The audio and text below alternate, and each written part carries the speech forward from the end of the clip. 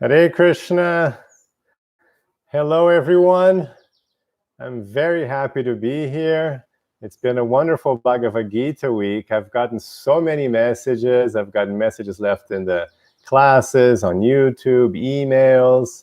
So first of all, thank you so much for your participation, for all the questions you sent, for all the nice comments. Thank you very much. I'm very happy with what's going on. It's wonderful to see. We have, I think it's 5,000 people taking part in this Bhagavad-gita week event. So it's wonderful to see. It's people from many countries. So as you come here and you sign on to the chat, I'm seeing all these comments already, but please send me where you're from. I like seeing what city and country you are watching this from. So please leave a comment saying where you're from. So we have here Nicaragua. That's wonderful. So please leave comments here. Lots of people have left already. And of course, today, our goal is to do questions and answers, because, you know, we had those 3 classes there, and it's such an incredible topic, the Bhagavad-gita and spirituality in general. So I want to hear your questions as well. So start coming up with your questions. You can start posting them, and I'll try to answer as many as I can. Let's see here. We have Lisa from London. We have Stephanie from New York, Carla from Spain, Narji from Buffalo, New York, Leslie from Montreal. Look at that. Sonia from Leeds. We have Brazil. I'm in Brazil, by the way. Oh, look, we have Jennifer from Finland, Ricardo from Italy, Yoga Bits from Romania, Athens, Greece. This is amazing, isn't it? The whole world is united. And this is great. Look at that. Oh, look, Madeira Island. Nice. Very nice. Portugal. Look, Cape Town, South Africa. It's amazing, isn't it? You can really unite the world. You know, I've got goosebumps. It's just honestly, I got goosebumps now, because it's just wonderful, isn't it? We can actually unite the world with yoga, you know, with Bhagavad-gita and yoga. We can unite the world. I actually believe that. You know, you can call me a dreamer, but I really believe that the future of mankind depends on this spiritual brotherhood that we can create, you know, because this is what's going to unite us at the deepest level, where we all see each other as eternal souls.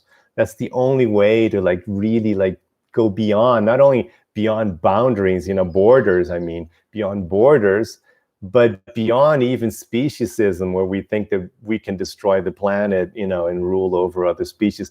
You know, this spiritual knowledge really brings like all of life together. So I'm very excited to look at this. We have Indiana. Yes. Okay, this is wonderful. Joseph, thank you for the classes. They were insightful and inspiring. We have Janet from Toronto. Oh, look, even island of Crete in Greece. That's great, Victoria. Amazing. My kid just did a school work on, you know, the Minotaur story of Crete. Oh, and Lucy from Sweden. Wonderful. This is great. It's amazing. So the idea is to hear questions from you. So please go ahead and start typing in your questions on Bhagavad-gita, yoga, spirituality, just in general, any like existential questions you may have in this regard. Shushila, thank you for the 3 classes. Thank you. And Gita from Vancouver. Oh, in Hungary. Gabriela from Hungary. Nice. Very nice. Wonderful. I'm just loving it. Look at this. Pennsylvania, just everywhere.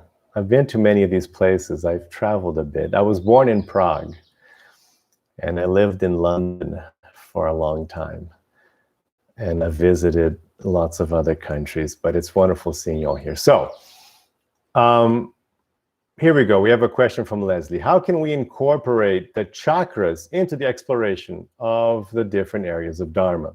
So Leslie, that's one thing that I was inspired to do. And in my book, The 3T Path, I did, you know, my mission is to really give you what is in the Bhagavad-gita. I'm really careful not to distort anything. I want to transfer exactly what's there in the ancient original tradition directly to modern day. So that's one thing I do. And if you watch my channels and my work and read, I'm always doing that. I'm always bringing people to the Bhagavad Gita, as I'm doing with this course, with this Bhagavad Gita week. I'm always doing that because I believe we don't have to change upon what's perfect. I mean, after all, I do believe sincerely that this is a message directly from God, Bhagavad Gita. So obviously I don't need to change it. I don't need to tweak it. There's no improvement on my part in that sense. So I try to be very, in what orthodox in one sense. I always try to bring the orthocorrect docs, meaning to you. So, I take that. But that doesn't mean that we can't apply that and expand that knowledge. So while not distorting anything that's there are some things that I like to add a little for in this day and age. And one of the things I did, I think it was an inspiration from God, but one thing I did present, which isn't directly in Gita or Srimad Bhagavatam in the old traditions, is the concept of the 7 dharmas and the 7 chakras. So as you saw in class 3, so the 7 dharmas and the 7 chakras, and it just makes sense. It's just like, I'm not making this stuff up too much. I just made a correlation that makes sense, and nobody had made that correlation before, but it makes a lot of sense. So that's how I use the topic of chakras, is just to explain the different aspects of our Dharma, which I think it's really essential. I mean, it's again, Dharma is the first word of the Gita. It's in the last verse. It's in the first verse. Dharma really is the basis. It's necessary, but insufficient. Of course, you need other things that are also in the Gita, the meditation, the mind, the here now, of course, bhakti especially. But Dharma is very, very important. So for all of you, if you walk out of this Bhagavad with anything, please take the concept of Dharma with you. Please take the idea that once you fully dedicate yourself to Dharma, your life is just going to get better and better and better. Just everything starts falling into place. It's like in terms of your body, if you just eat well and exercise, then kind of everything else starts working well, and your diseases and everything starts decreasing, your health starts restoring, because you got the basics right. You're eating, you're sleeping, and just like that, in terms of life, of human life, Dharma is the essence. Once you get your mind, you understand Dharma, and you start focusing on Dharma, prioritizing, acting on the basis of Dharma, then your mind starts, getting into alignment with yourself. You discover yourself, peace and harmony and energy. Everything starts coming together once you do that. So that's how I use the chakras and the dharmas, just to point out the 7 different dharmas of this, in comparison to the 7 chakras. What else we have here? We have Usha from Bingley. I don't know where Bingley is. I've been to the UK so many times, but I don't think I've seen Bingley. And Maliga from UK. Very nice. Okay, Noemi says, you mentioned that the Bhagavad Gita is part of an epic called the Mahabharata. Is all this epic important to know to understand the message of the Bhagavad Gita? Great question, Noemi.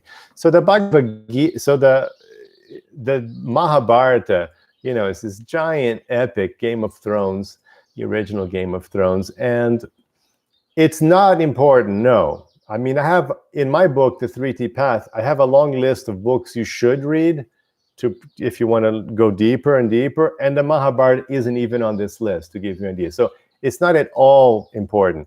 It is fun, and it gives you like a cultural view, like it gives you a little more of a culture, but it's not at all important because it is more of a exciting epic. It's more of a, just showing you how important Dharma is. It's like a general thing.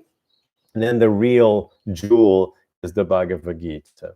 I joke sometimes that the Bhagavad Gita is like an ad. I don't know if not everyone is going to get here, but if you're from America, you're going to get it. So you have Super Bowl. It's this big event in America. If you don't know, it's just the most important sports event in America, the Super Bowl. So it's like the finals of their American football. So everybody watches. It's a huge thing. So if you put an ad in Super Bowl, then everybody's going to see your ad. So like that's like the biggest ad spot in the whole, American culture is like an ad in Super Bowl. So I joke sometimes that Bhagavad-gita is like an ad in the Super Bowl, like in the Mahabharata. So like this Bhagavad-gita happened right at the most exciting, important part of this whole epic, because the whole epic culminates with the Kurukshetra battle. So it's like, that was it. That's like the final episode everybody's gonna watch. It's the Super Bowl ad. So it's like this laser important point, and that's where the Bhagavad Gita is. So that was really the connection of the Bhagavad Gita Mahabharata, and of course, if you want to understand like why is there a battle at all, who's going on, who's Duryodhana, you don't have to know these things. But if you want to know this, then in the Mahabharata you get all this explanation. So it's worth it in the long run, but certainly you don't need it.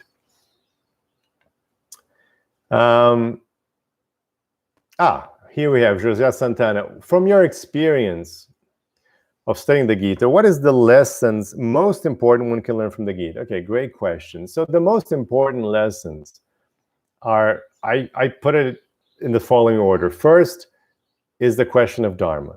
Most important, it's very like the base, because it's the basis of everything.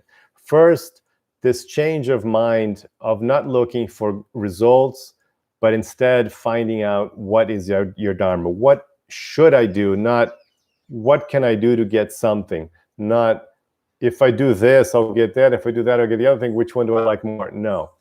Right here, according to who I am, to my duty, to my essence, what is the best course of action? So that's huge. That's huge, Dharma. The second thing, which is the basis of yoga, is mindfulness. So it's your mind in the here and now. Again, your mind is not dreaming of results in the future, which just makes you accumulate karma. And it's not lamenting about the past, going back to the past and the past, which is a weird thing to do. It's just your mind right here and now, absorbing life completely. Just fully focused on life right now. I'm connected, I'm alive. That's huge. That's huge. And a lot of us, we don't do that. And that has terrible consequences for the mind, spirit, even for the body. It's terrible when your mind isn't in the here and now. And I talked about this in the third class, right? So if your mind goes to the future, you get filled with anxiety and fear and frustration. If your mind goes to the past, it's kind of like a sad thing, lamentation, regret. It's not. But if your mind is focused here, then you're alive. This is where life is happening right now. It's not happening. There's no such thing as the past. It's just like some mental register, which is totally distorted anyway. And the future doesn't exist. So that's why I call the fantasy paradigm. In my work, 3T Path, I call it the fantasy paradigm. When your mind isn't in the here and now, you're in the fantasy world. And when you are here and now, then it's the reality paradigm. So that's so important. So mindfulness. Third, of course, huge message of the Gita, Bhakti Devotion. So this spiritual devotion, this connection, just this makes everything falls into place. We're talking about love. We're talking about the ultimate reason for everything, the ultimate basis of everything, ultimate understanding. So the Bhagavad Gita gives you this access to the ultimate comprehension of who you are, what life is, what the world is, what reality is, why you're here, like everything. Just you have to take it to this final level of transcendence. And that's what the Gita gives in great detail, in beautiful, organized detail. That's, the Bhagavad Gita is the jewel of spirituality for all mankind. It's the book that so clearly, so beautifully explains this deepest level of reality of God's soul transcend. No, with all due respect, no other religious book does the same thing. The other books, they have concepts, they have ideas, they invoke some emotions, yes, but no book systematically presents a philosophy that's perfectly, eternally consistent with real workable data, as it were, about these things. So I would say those are the three most important. But then, from there, you can also expand that to mind control, to the importance of being the master of your actions, of yourself, other hugely important things you get from the Bhagavad-gita, how the world works, the gunas, which is how material energy works and how that affects your consciousness, how habits affect the way you behave, your lifestyle choices, how they affect this. It's a huge topic about the gunas too. So that's also very important. Basically, and I'm not exaggerating here, there is not a single verse in the Gita which doesn't bring you something. It is vastly valuable at every level.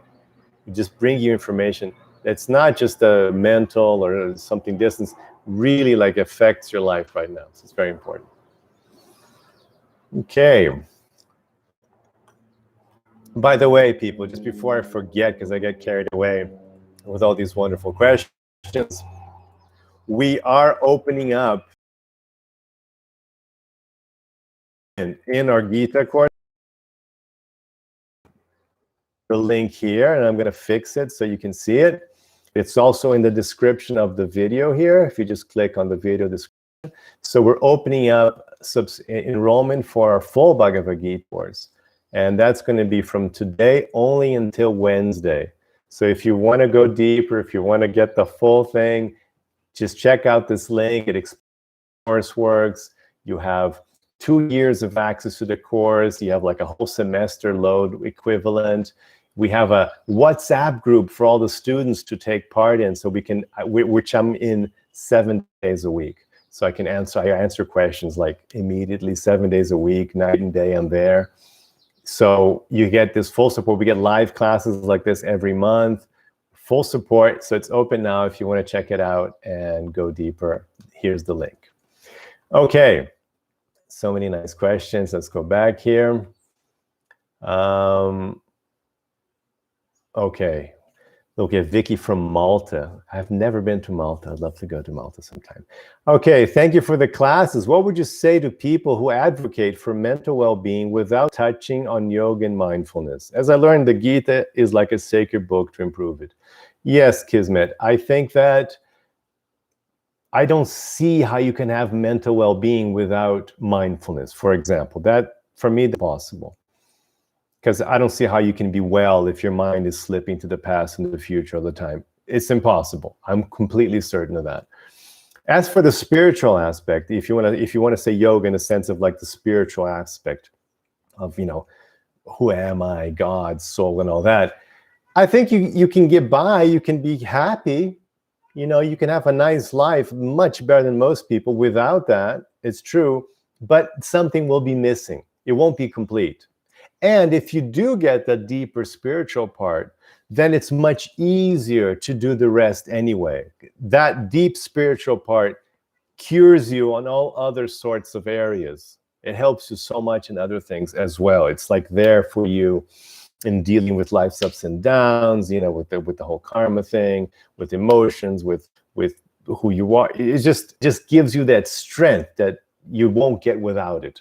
So I wouldn't say that it's absolutely necessary just to have like a general pretty good happy life, and even Krishna says this in the Gita, but I would say that you'd be missing out.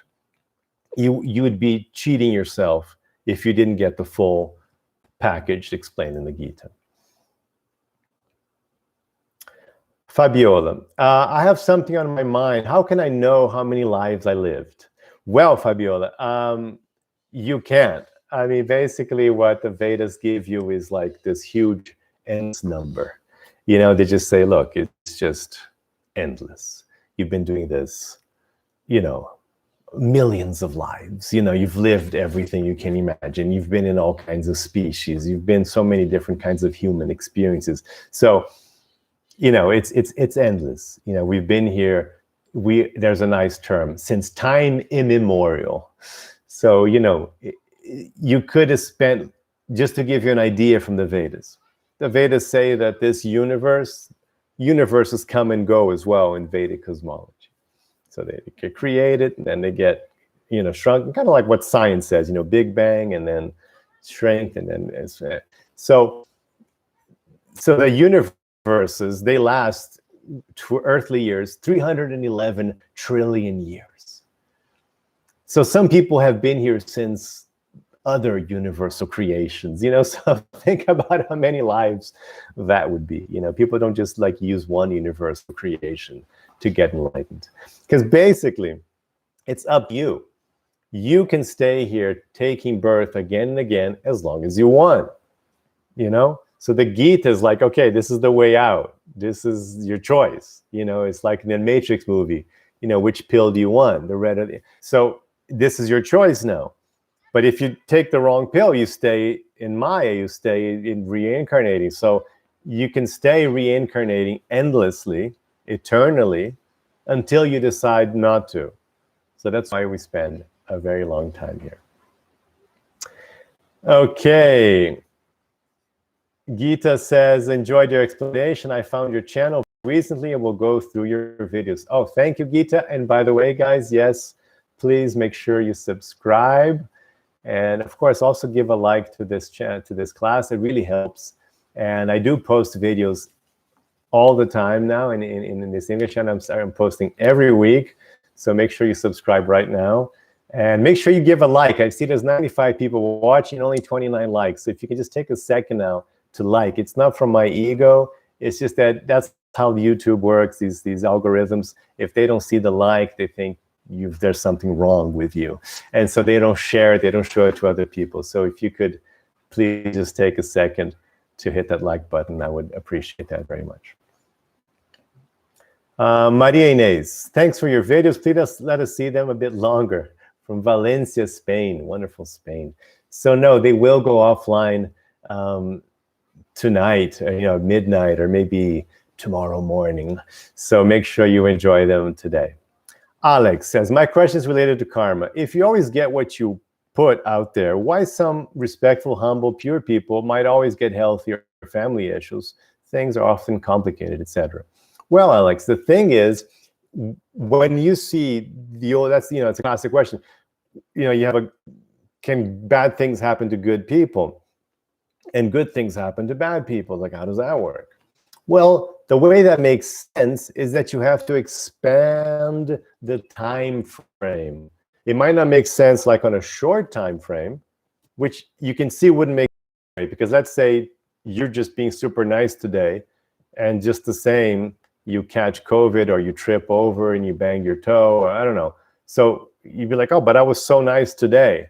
How come, this day where I'm being super nice, this happened? So that wouldn't make sense. That's not how karma works. It's not like it's not like a small time. You have to expand the time. And then it's like, okay, this person who's generally like a nice person in this life, but what was that person like 1 life ago, 2 lives ago, 3 lives ago, 100 lives ago? Because that's the time scale of karma. Karma doesn't work on this life, and it doesn't even work just from the past life. It really works, it could be like hundreds of lives. Because can you imagine? Because just think about the complexity of it. For you to experience a situation which you need still learning from, the whole world has to be in place. That has to fit in, right? So other people have to be acting, and the planet, and all these other factors have to be there. So it's not like something that can just be like immediate. So it's long term. So long-term wise, who knows what we did in the past, and even in this life, nobody's that perfect anyway. Sometimes we say, oh, such a nice person, but they eat meat. So it sounds nice in our culture. In Western culture, that might sound okay. Gradually less and less sound okay in the West, but it used to sound perfectly normal. Yeah, sure, he eats meat. But actually, from the spiritual, from the Vedic culture concept, it's not at all okay, and it's super heavy karma involved, in killing an innocent animal just for pleasure, because it is all it is. People just usually eat meat just for pleasure because you don't actually need it. It's actually bad for your health. So that's not okay. And then maybe they thought it was okay to lie, like, oh yeah, no, I just lied just to be nice. But lying isn't okay. It's actually not. So some things we think is okay, but it's actually not. And then what to speak of other lives, what happened. But the point of karma, though, what's really important to understand is that you only experience something which you need the lesson from. Something you haven't quite figured out yet. Not enough. And for this, I want to introduce two concepts here from the Vedic system. Jnana Vijnana, two Sanskrit words. Jnana Vijnana. Very interesting concept. So in the scriptures, you'll see this. Jnana is just knowledge. Okay, for example, if you've done Gita week and I ask you, okay, are you your body or are you an eternal soul? So I think everybody here can say, yeah, in terms of knowledge, I'm an eternal soul. That's fine, great. You have the knowledge. You could pass a test. If you're doing like a yoga test, a Bhagavad-gita test, and I asked you, are you a soul, eternal soul? Are you just your body? You say, no, according to the Bhagavad-gita, I'm an eternal soul. Fine. So you've got the jnana. But then the vijnana of that might take a whole lifetime of introspection and meditation. You see? To really understand that you're not your body, to really live your life, understand that you're an eternal soul, that might take a long time. Do you understand? So just like we talk about this one, all the other moral rules, I shouldn't hurt someone, I shouldn't cheat, I shouldn't lie, I shouldn't steal, like whatever, we might know them. Yeah, sure, of course I know I shouldn't cheat. Of course I know I shouldn't, be violent. Yeah, we might have the jnana of it, but do we all have the vijnana of it? Do you really, really, like all the way down to your innermost self, understand that you cannot harm others, without just cause? Do you really understand that? Do you really understand that you can't cheat, you can't steal, you can't lie? You see what I'm saying? So sometimes karma comes and it's like a nice person, but they don't have, because they have the jnana and they mostly kind of practice it, but deep, deep down, maybe they don't have the jnana. So we don't know.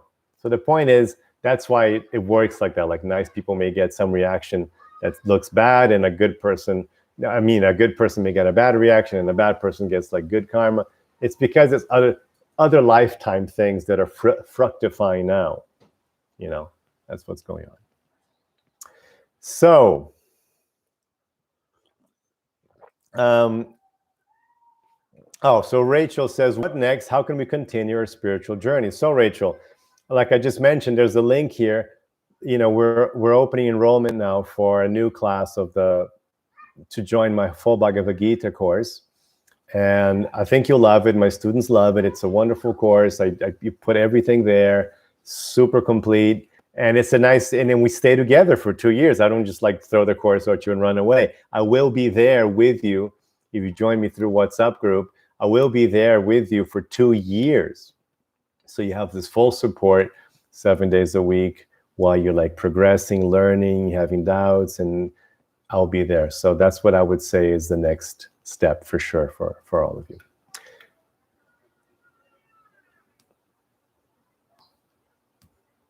Okay, Fabiola says, this week I've been reflecting a lot about karma. I had the wrong idea about what it was before. Now I feel a lot better. I feel a lot of things make sense. That's good, Fabiola. That is my goal.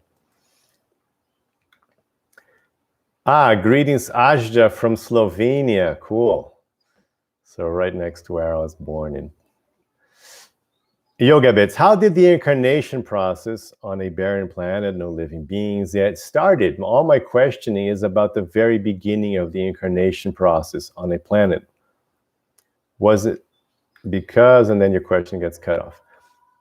Okay, so Yoga Bits, the way it works, for one thing, it's not like we all started together, all right?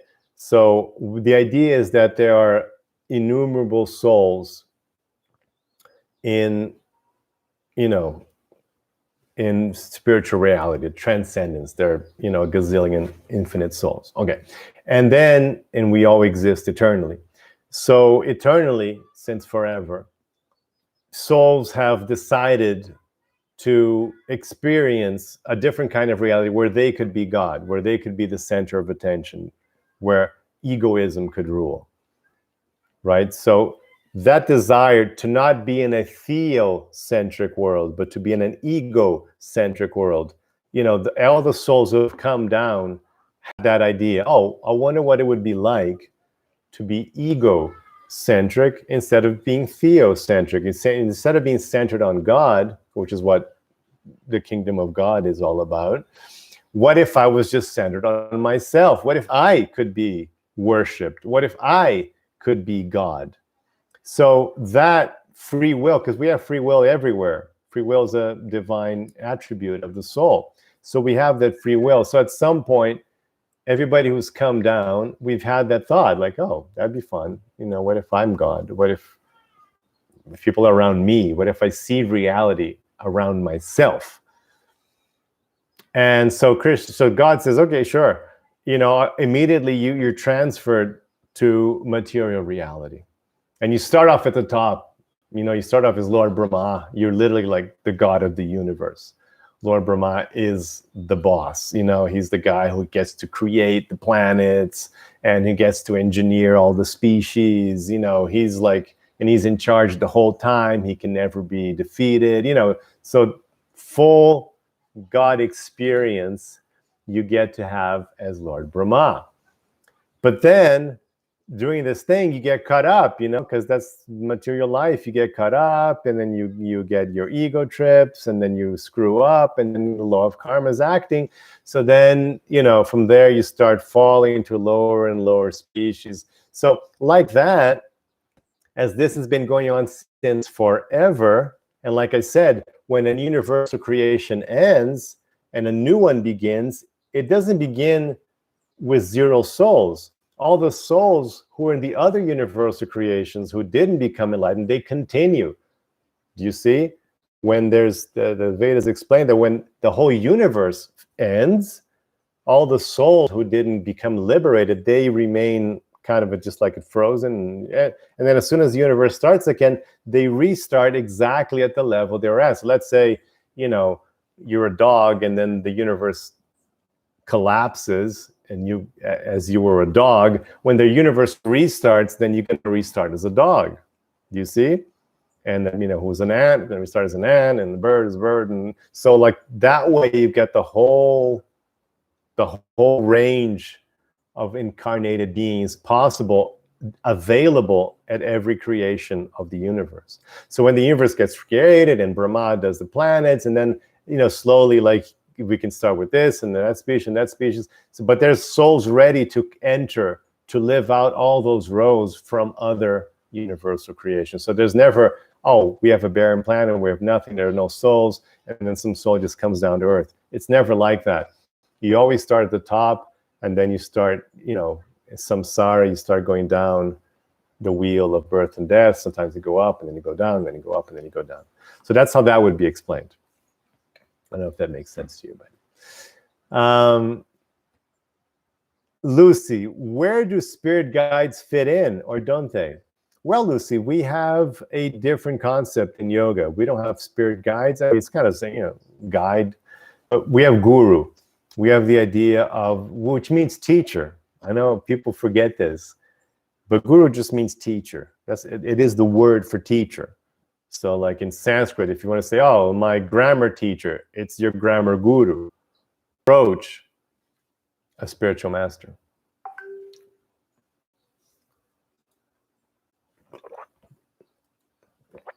Should approach a spiritual master, and he says to people who have seen the truth, tattva darshan, you've seen the truth.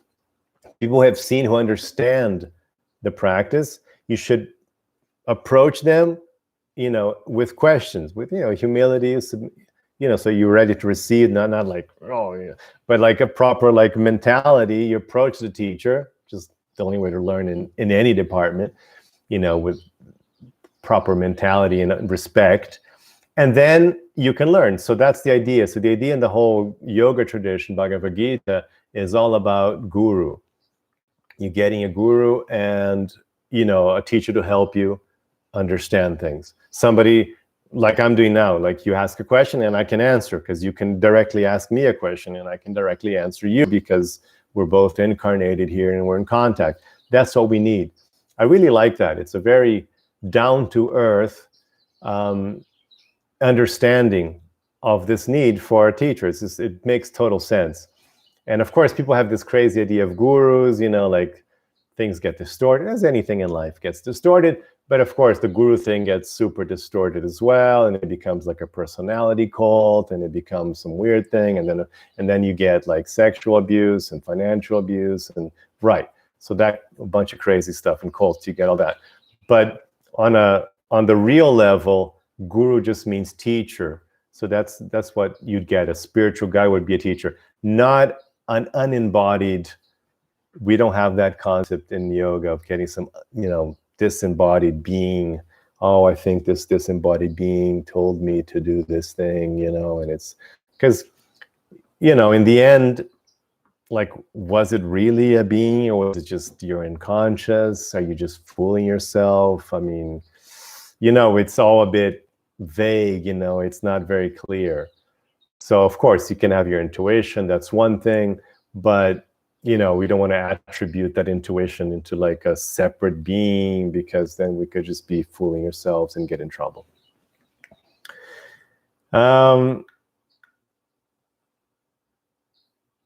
Mina, my question about the transmigration of souls: is there a way to know or feel or resent where do one stand in one's own process? Thank you. So Mina, the idea is, right now, at least for us, we are now, unless there's like a cat or a dog watching this, or some other animal, but right now, all of us here are humans, right? So right now, we've incarnated in the human body, and this is very, very, very rare, very important. I mean, if you think winning like a lottery is like a rare thing, like winning like the Powerball, that's nothing compared to being a human. And it's easier to figure that out. Just look around you, how many insects, animals, and creatures there are. There's billions and billions. I mean, I live in the countryside, so I am surrounded by literally billions, not to speak of like, smaller life forms like in your gut or whatever, but let's keep it simple. Let's talk about like ants and stuff. So just like looking around, I live in the countryside, there are billions of creatures here in my farm, billions, right? And there's like 5 humans. So just there is like, okay, like billions to like 5. And that's what we're talking, that's why I'm saying it's actually much higher, much less probability of being human than winning the lottery. So it's super rare, it's super incredible, now in a human body. In this human body, Krishna says in the Bhagavad-gita, everyone can become enlightened. He says that more than once, really interesting. He emphasizes this point. So nobody thinks, oh, I'm this, or, maybe, oh, because I'm this, I'm this. No. Everyone, he says, even the most sinful person, so even the most horrible person, and I hope the most sinful person isn't, I don't think the most sinful person in the world is watching this live class. But even if you are, everyone can become enlightened. So what matters now in terms of your reincarnation process, that right now, you've got the doors are wide open. This is the chance. This is like, and now you're not only a human, but you're like watching a Gita thing. You have a Gita course here. I mean, this is it. It doesn't, it doesn't get more wide open than this. I mean, just, it's like, press 1 if you want to become liberated, press 2 if you want to reincarnate. This is a chance now. So it's just, you're totally your choice. You have free will always, but this is the choice. So this could be the last lifetime. I hope this is the last lifetime for all of you. So I hope it is for me. But this, just work on that. Put in your effort to make this be your last lifetime. Why? You say, oh, but our life is so wonderful. Yeah, I know life is wonderful, but it gets more wonderful when it's the real life. When somebody's in a dream, you say, oh, the dream is so nice. Yeah, but wake up, because life is also beautiful. Life is more beautiful than just dreaming. It's like you're watching this beautiful movie, and you say, can we stop watching the movie? Let's go. It's like, no, I just want to watch the movie. It's like, yeah, but the movie is nice, but reality is nicer if you look at it properly. So we want to go up. We want to live for real, not just live this life that's, Even if you're having like a good life now, it's like, there's so much danger at every step. It's so much suffering. It's like, you don't want to mess around with that. So then, yeah, this should be your last lifetime if you take your opportunity.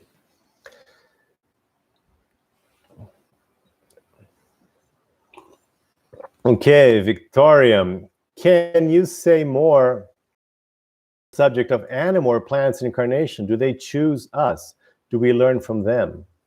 After they complete their basic cycles, animals, the soul might choose to come as a human. Right, Victoria. We in the whole karmic literature, yoga, Bhagavad-gita, Srimad, you won't hear this thing about choosing. We don't choose. You choose now. You choose your actions. You have free will, so you decide what happens now.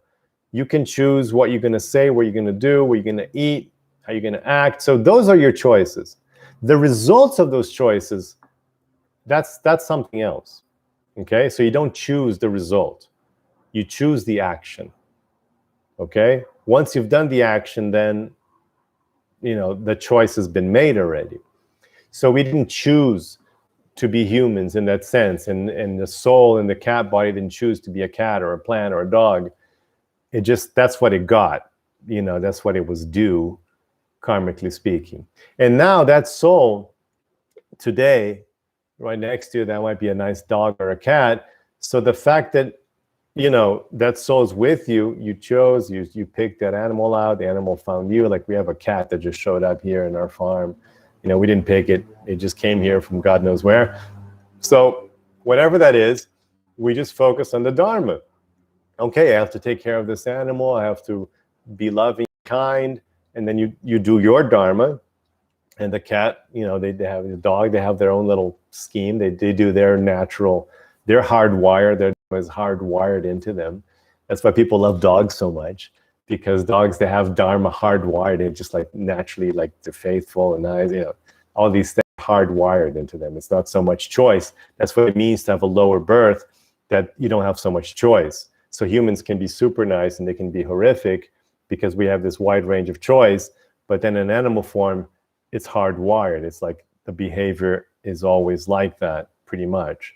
Of course, there's a leeway, but it's pretty much hardwired.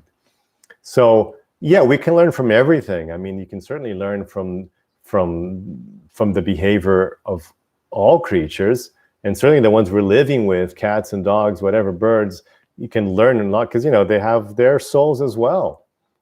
And the great thing to learn is just to see that they're souls. I mean, if you have any doubt about souls in non-human bodies, I mean, people who say that to me, it's like, you've never had a dog then. I mean, you've never had it. Because it's so obvious this is a person. Is a person, is obviously a person that has desires and things it likes and fears and love and hatred and envy. It's got everything that I have. It's just in a different body. So obviously they're souls. In plants, of course, we don't see it so much because, that's a really limiting incarnation. That's the purpose of it. It's really to like limit you greatly. It's just sit there, just chill. It's like a chill incarnation. Look, you just chill. Just be quiet. Like if you have children, you know what I'm saying. Sometimes he's like, look, you're not even going to teach them. You just say, look, just stop, just chill. You just stay there. Like, you send them to the corner or something.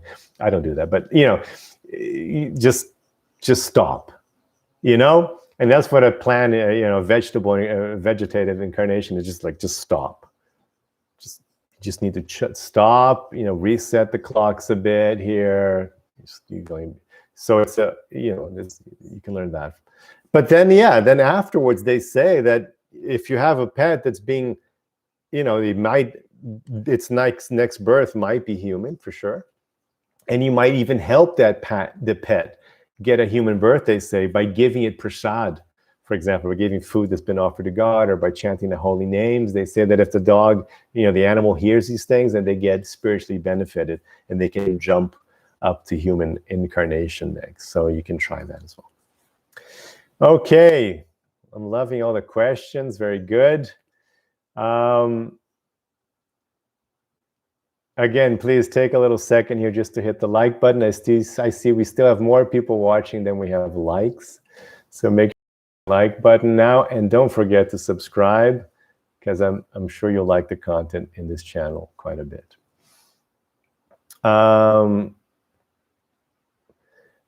Lots of love from India.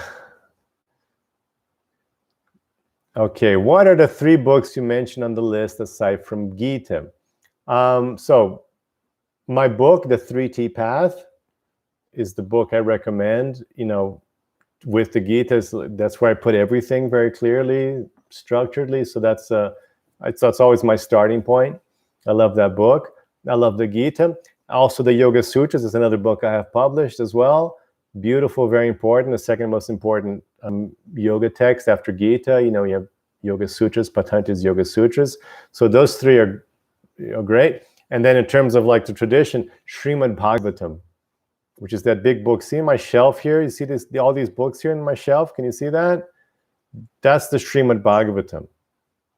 As you can see, it's quite large. There's over 14,000 verses.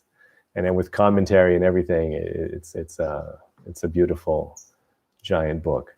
So yeah, that's wonderful. So that's got lots of incredible teachings there as well, from different avatars, and also like a whole other book called the Uddhava-gita, which is like the Bhagavad-gita, is Krishna speaking, but it's Krishna speaking to his minister Uddhava instead of his friend Arjuna.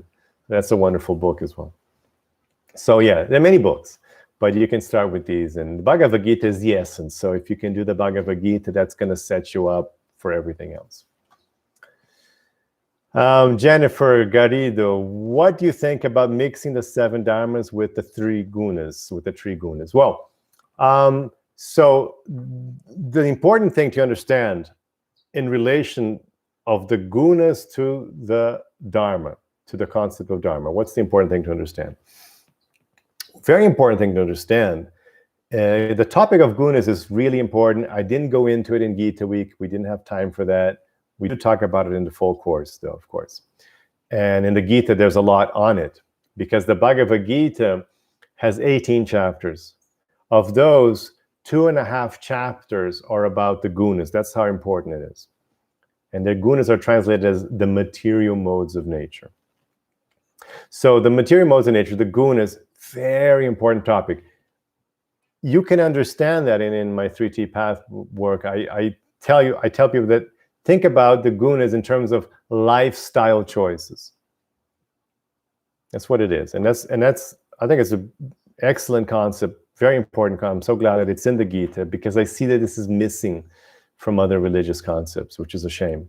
Which is to explain to people, like, look, it's not, spirituality, even connecting with God, it's not just about wanting, it's not just about having devotion. It also depends on the lifestyle you lead, because your lifestyle influences your behavior. It's like a very profound, important point. This is like scientific, right? If you have a crazy lifestyle, if I have a lifestyle of violence and drugs and and dirt and like uncleanliness, if I have that kind of lifestyle, obviously I'm not going to be the most clear-headed person, obviously. So then when I apply, let's say, devotion to God, like let's say the high, bhakti is so high. Yeah, but if you take bhakti even, and you put that on a mind that's dominated by violence, then you get terrorism. You get religious fanatics, you get religious war, you get terrorism. That's what you get. Because the gunas, this tamaguna with bhakti, gives you violent religion, which is destroying the world, which is a huge problem for humanity. And that's because the concept of the gunas aren't there. Because that same bhakti, but then when you have a lifestyle of ahimsa, non-violence, of cleanliness, of good foods, so then that bhakti becomes pure and beautiful. You see?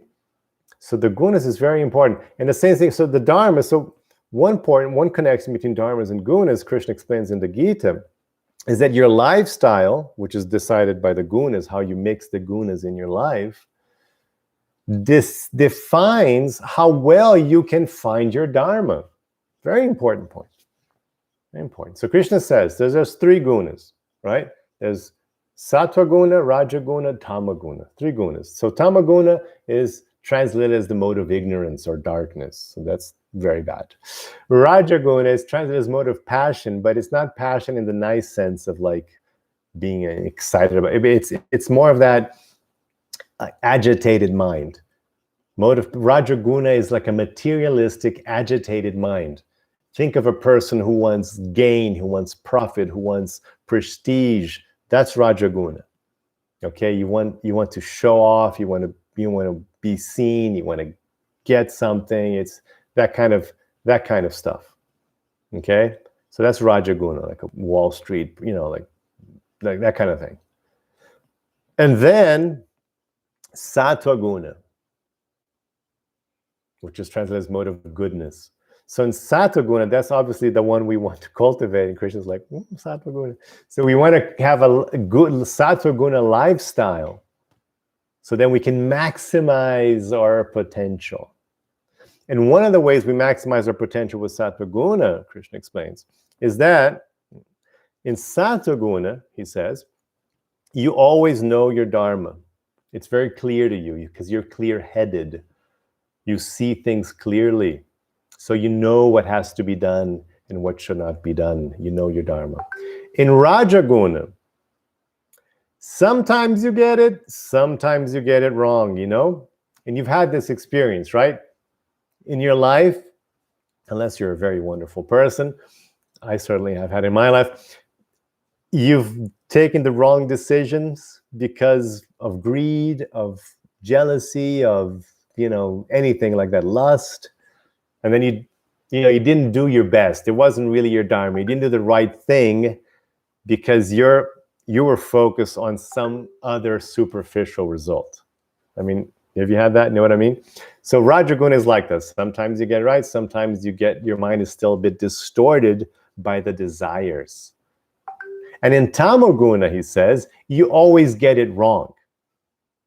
Whatever is supposed to do, you don't do. And you don't do what you're not supposed to do, you do. So that's how the 3 gunas have to do with the 7 chakras, the 7 dharmas, because if you don't have the guna mix right in your life, which is the lifestyle portion of the 3T path, if you don't get the lifestyle portion right, if you don't eat well, sleep well, take care of yourself, don't do drugs, if you don't have the lifestyle, then your mind's going to be clouded, and then you won't be able to even do your dharma, and then if you don't do your dharma, then everything is just a giant mess anyway. Okay, I hope that was understandable. Pushpa Patel says, I thoroughly enjoyed your classes on Bhagavad-gita. Thank you, Pushpa. Okay, we have J.R. Hanuman. Thank you so much for these teachings. How do I detach from my reactions to grief and to other reactions towards my losses? Also detach from adult children's choices. Well, in the whole concept that we're trying to pass and teach, in the Bhagavad-gita, in the 3T path, the whole concept is we focus on the here and now, on the best action I have, my dharmic action, which I want to do in bhakti. Okay, that's the essence of the whole thing. So with that kind of training, with that when you develop that kind of mindset, the past, again, we don't dwell on the past, right? I take my teachings. I screwed up. Oh, why did I screw up? Oh, because I was, I was in Rajaguna. I screwed up there because I wasn't focused on my dharma. I let my emotions carry me. I let my desires carry me, my egotistic desires carry me. So I didn't do the right thing. I did, I was guided by the wrong principles. Okay, lesson learned. We'll try not to do that again. And now we're back in the here and now. So we don't dwell in the past. We certainly don't keep going over our mistakes because that's useless. You take your lesson and you just take it from here on. So Bhagavad-gita, it's all about, look, whatever, man. You've made mistakes. We all make mistakes. It's like right now, what's the best thing you can do? Just take it from there. If right now you do your best, that's perfect, right? I mean, what else could I ask from you that right now you do your best? Nobody can ask more of you. Doesn't matter what you did in the past. That's why Krishna says, it doesn't matter if you're the most sinful person in the world. If right now you're not, that's all you can do. And in the next moment, you do your best. Perfect. So it's every moment, you just trying to be your best and do your best in your Dharma. That's it. Nobody can ask of anything else from you. So we don't dwell in the past. Okay, we focus on the future. Okay, and very important point, we don't focus on others.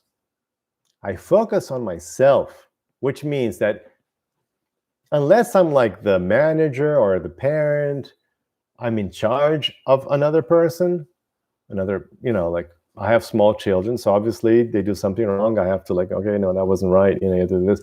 So that's my Dharma as a father to, not be, I have to like follow their actions and correct them. That's my Dharma as a father. But it is not my Dharma to do that with other people outside of my, again, unless I'm a manager or, they're under my command or something. So people who are not under my command, who didn't ask for my help, that's not my problem. So I don't focus on their actions. I don't let their actions be part of my well-being. It's a very important point. Very important point. We only focus on the things that are under our control, which means they're under our Dharma. If something's outside of my control, for example, what the president does, I had a choice when I had election, I could vote. Okay, that was it. Pretty much that was it. I'm going to have to wait 4 years now for another choice. Okay, so between these 4 years, sure, you can follow and okay, he's doing that, just for like information's sake, but basically, you can't be attached to it. You can't be disturbed if you did this and you did the other thing. There's nothing I can do about it. So I'm not going to focus. What I'm going to focus on is what can I do? What is within my purview, my power right now in this situation, which maybe that person has contributed to. So for example, let's say you're living in a country, I think we all are, where there's people who just refuse to, follow COVID laws, or take a vaccine. So then there's lots of COVID still going around because other people, they're not doing their part.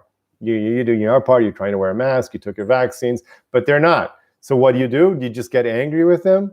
No, what's the point? It's like, okay, in this world, I still need to wear a mask. I still have to be careful and distance myself. So I know what I have to do, but it will do me no good to worry about, to be angry at what other people are doing. Like, how's that going to help me? Being angry will just make my life worse. So there's nothing I can do. So always think, what is within your power? What is within your responsibility? And focus on that.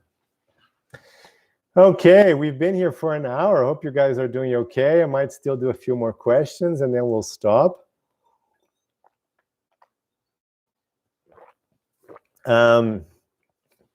Okay, let's see here. Oh, I skipped a lot. Oh, there's so many nice questions. I wish I could do everything, but I don't think I'll be able to. Noemi says, knowledge is important to burn our karma, but if we learn about other people's lives, which is a result of their past lives, how can we learn the connection between karma and its lessons?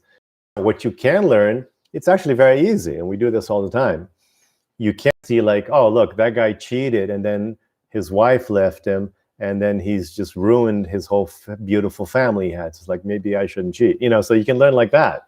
Or you can see like some other guy, oh, he committed a crime and now he's in jail. So that wasn't very good. So maybe I shouldn't commit a crime. So yeah, you can learn like in that sense of just observing that some actions have terrible consequences, right? Like, oh, that person decided not to take a vaccine and now they're dead. So maybe I should take a vaccine. So you can learn like that. You can definitely, you don't have to, you can like find the exact karmic consequence when it's easy like that, like, cheated, divorce, no vaccine, COVID death.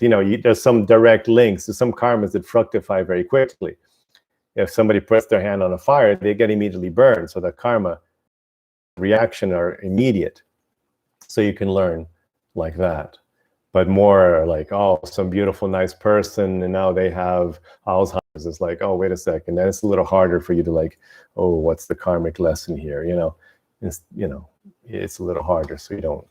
Or somebody's walking and a tree falls on their head. It's just like, oh, it's like, I shouldn't walk. No, of course I'm going to walk. So then you can't take lessons from their lives. Nancy says, what is the estimated amount of time to study the course? I just wonder if I can fit it into my schedule. Nancy, you can totally fit it into your schedule because, again, you have 2 years of access, and the course is available.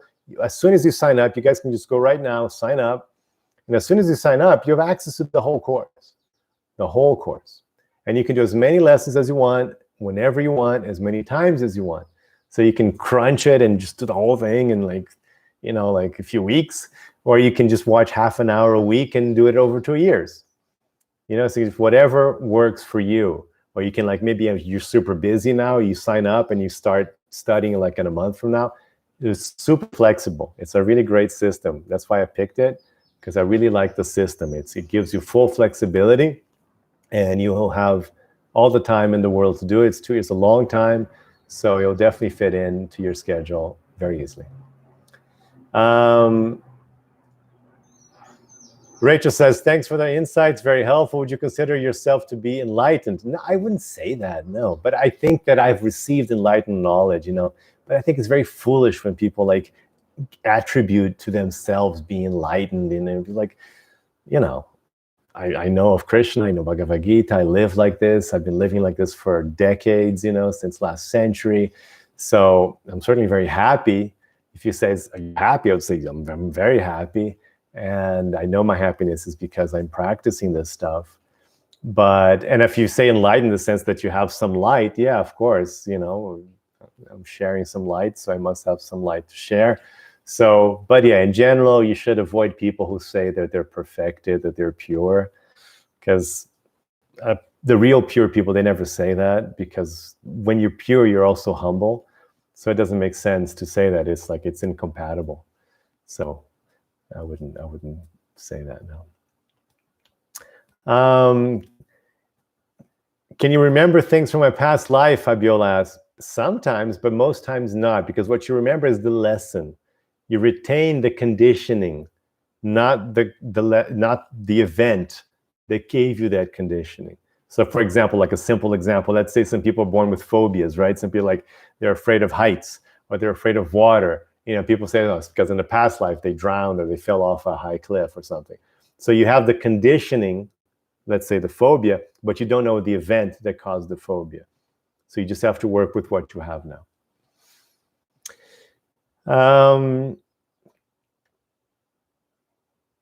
Lakshmi says, does the idea of karma still apply within the current life, regardless of reincarnation/past life? As a thought experiment, can we forget about past life and keep doing karma in this life? Yes, Lakshmi, I almost just said that right now. Certainly. Forget the past. Just forget the past. Don't. Sometimes I get students like, if the person has this disease, what did they do in their past lives to resist? It's like, no, it doesn't work like that. It's not like, oh yeah, if you slap a Brahmin in the face, you'll get a toothache in the next life. It doesn't work like that. Karma is super complex. It's this mixture of lessons and learning. So what I say is, forget the past, forget trying to my past life connect, forget that stuff. Just take it from here. Just right now, the way karma comes to you, the way life presents itself to you right now, just ask yourself, who am I? What is my essence? What is the best of me in this situation? And go from there, and start learning about yourself, learning about Dharma, learning about how to control your mind, to take charge of your life, lifestyle, like all the stuff that we teach. It's all going to help you. But just take it from here. Definitely, that would be my suggestion.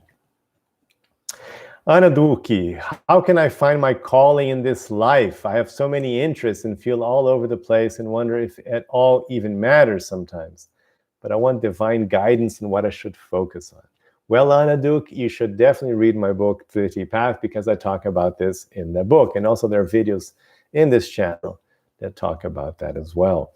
And the point is, you have to remember it's 7 dharmas, 7 categories of purposes, not one purpose. It's very important.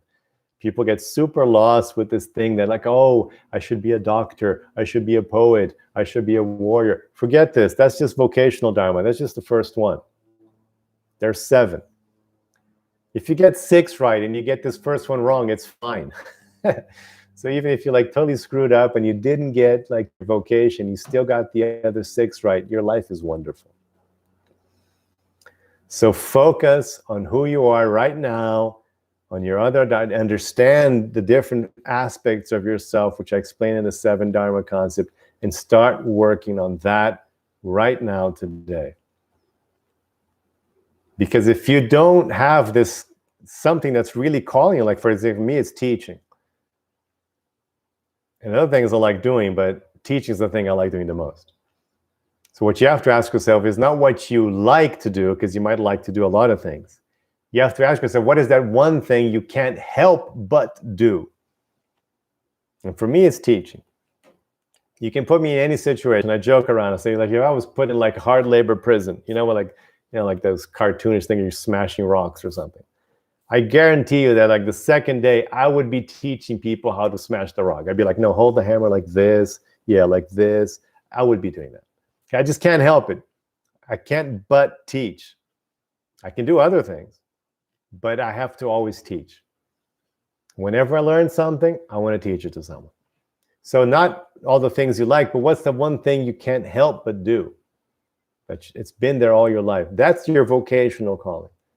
And some people just don't even have that too much. Or it's vague. It's just like they can't figure it out. That's fine. Just flow with life. Just do what you're doing. Look inside. Be introspective. Feel. That's just one Dharma. And then focus on the other Dharmas and the lifestyle changes, and everything else will start coming into mind. Why? Because your mind will be clear. And that's the super important aspect of learning Gita and practicing Gita. Your mind becomes clear. You understand things. So then you can do things probably because, you can see. It's like trying to walk around and you can't really see properly, like in the dark. It doesn't matter. You stumble, you hit, you get lost. It's terrible. It doesn't matter how brilliant you are, because you're not seeing things clearly. It's a mess. So when you clear your mind, when you practice Gita yoga, you clear your mind, then things become obvious, which weren't obvious before. Okay, folks, I think I'm going to call it quits here, because I don't want to drag you guys out too much.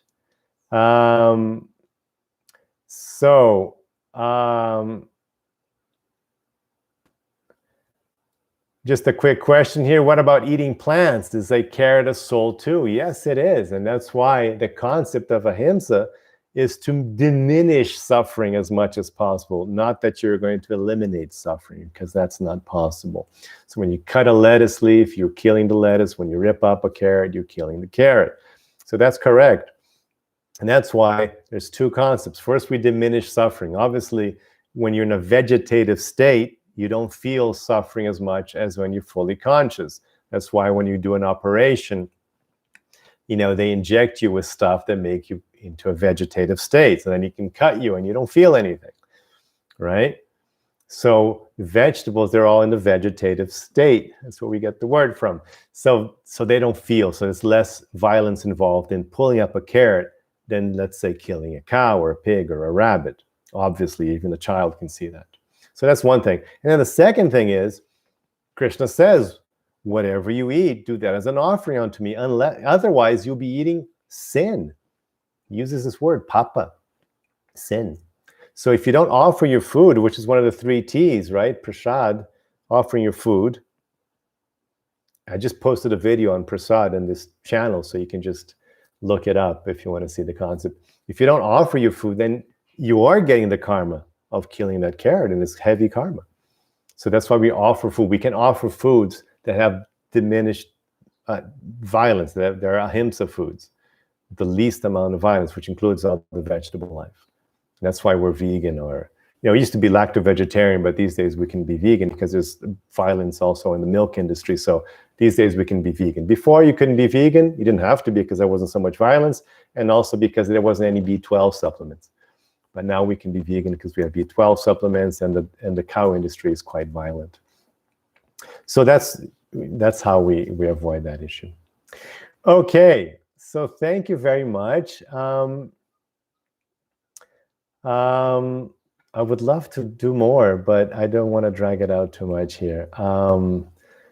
So thank you very much for being here, for your questions. Again, here's the link to the course. It's right there fixed in the chat. It's also here in the description of the video if you're watching the replay. So make sure you join me. Just check out the link, at least look at it, see what the content is. You see the whole content of the course there, how much it costs, how long you have, all the benefits, the 30-day guarantee. You'll see everything there. So check that out, sign up, and I hope to see you in the WhatsApp group right away so we can continue our chat, continue to be with you and help you out. Thank you so much for all of you being here. And may Krishna bless you all with lots of wisdom, with lots of love. Hare Krishna.